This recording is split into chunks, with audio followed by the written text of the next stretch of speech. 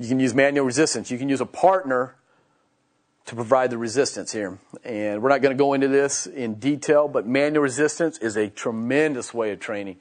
One of the most effective ways of training that you can do when it's done properly. When it's done improperly, it's inefficient and maybe possibly dangerous. So we're going to have a whole section on manual resistance training later. Manual resistance training, when done right, it requires a lot of coaching, requires a lot of knowledge on the part of the instructor. It takes time to develop the skills with the lifters and spotters, but the payoff is tremendous, including the fact you don't need any equipment. Here, Joey's being taken through with a set of manual front raises. The resistance is being applied by the spotter. And you can even use a great piece of equipment here. I talked about the Medix low back. It's whatever it is. It's a $7,000, $8,000 low back machine. Fortunate to have it. We use the tools that we have. We try to get new tools when we can. We try to challenge our excuses, as Solomon's shirt says there. When you're training athletes, the nature of being an athlete is that you're going to probably get nicked. Something's going to happen, even if it's something that's a little stubbing your toe. Make sure that you have some equipment so that your players can train if they're hurt. They're going to need to train one limb.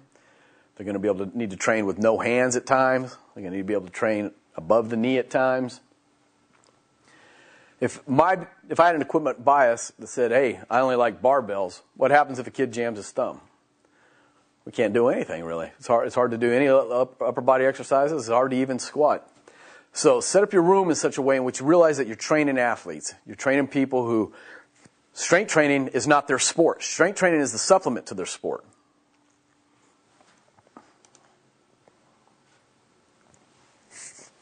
Now, I want to talk a little bit here about a couple training protocols.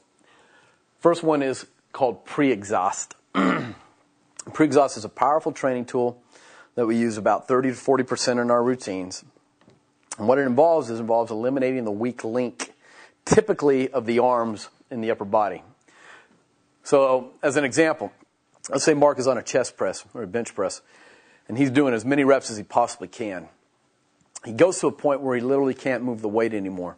He's fatigued. He's reached the point of muscular failure, as we would call it. What gave out first? Was it the big, strong muscles in his chest or the smaller, weaker muscles in his triceps? Chains break at the weak link. The weak link there is your triceps. So when you can't do another rep on a chest press, your arms have given out. In a similar way, if we were to put Pat on a pull down or a row, and he goes to the point where he can't do another rep, what gives out there? Is it the big, strong muscles in his lats, or is it the smaller, weaker muscles in his biceps and forearms and hands? It's the smaller, weaker muscles. The weak link there is in his biceps and hands.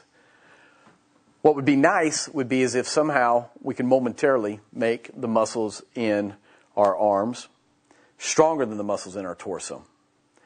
And we can do that by using a pre-exhaustion method. We can use a single joint exercise first. I can do, in Mark's case, we can do the chest fly before we do the chest press. I can pre-fatigue the chest before we go to the bench press. And now what happens when you go to the bench press, when you can't do another rep, it's not going to be because your arms gave out. It's going to be because your chest gave out. Now your arms are helping you on the chest press. They're not limiting you. Similarly, with Pat, if I put him on the pullover machine and totally pre-fatigue his upper back before putting him on a row or a chin or a pull down, when he can't get another rep on that compound joint movement, it's going to be because his back gave out, not because his arms gave out. His arms were actually helping him there. The key word in there, though, is that I can only momentarily make the muscles in my arms stronger than the muscles in my torso. If I rest between the two things, what happens is I lose the pre-exhaust effect. So if Mark does his chest fly and then he hangs around for a minute or two and then goes to do his chest press, his chest has recovered. So in pre-exhaust, you want to set it up so you're going from one exercise to the next exercise, your single joint for the muscle group to the multiple joint for the muscle group with little or no rest.